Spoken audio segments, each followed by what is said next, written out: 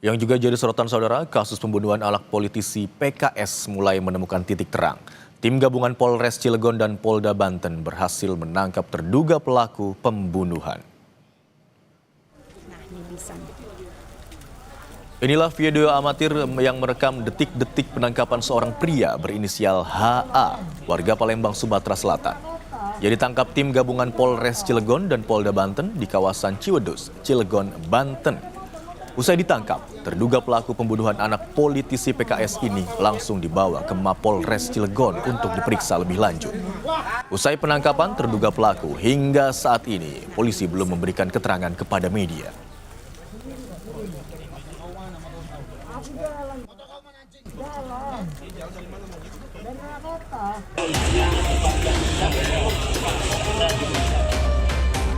Penangkapan pelaku pembunuh anak politisi PKS berlangsung tak lama usai polisi memeriksa 22 saksi.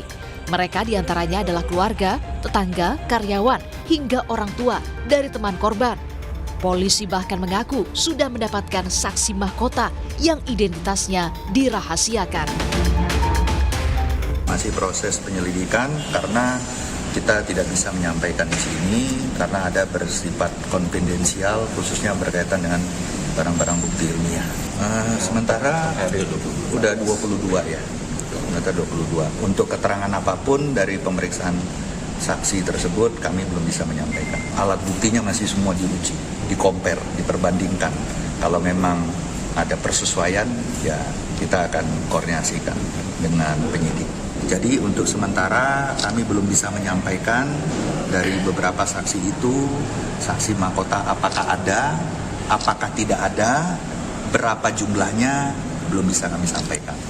Bukan berarti kami tidak bekerja, kami bekerja. Kendati pelaku sudah ditangkap, motif perbuatan keji masih misteri. Kriminolog Universitas Indonesia menduga korban bukan target utama pelaku. Korban disinyalir dibunuh karena pelaku dendam pada orang tua korban.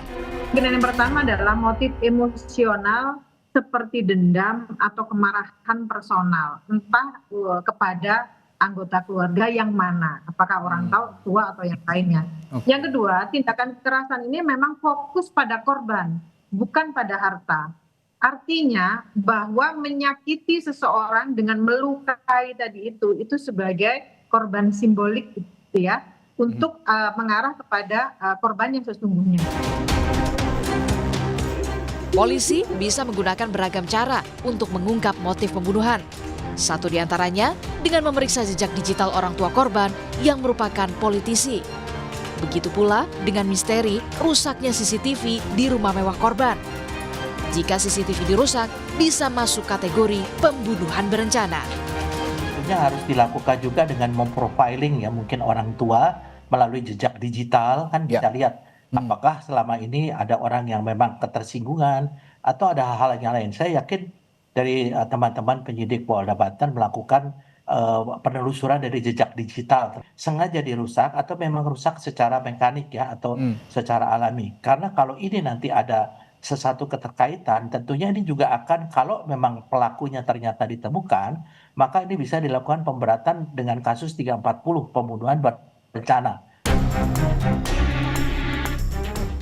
16 Desember 2025, anak politisi PKS ditemukan meninggal dunia di kediaman mewahnya di kota Cilegon, Banten. Pembunuhan sempat jadi misteri karena minimnya saksi dan bukti, serta tak ada satupun barang yang hilang di rumah mewah ini. Tim Liputan, Kompas TV.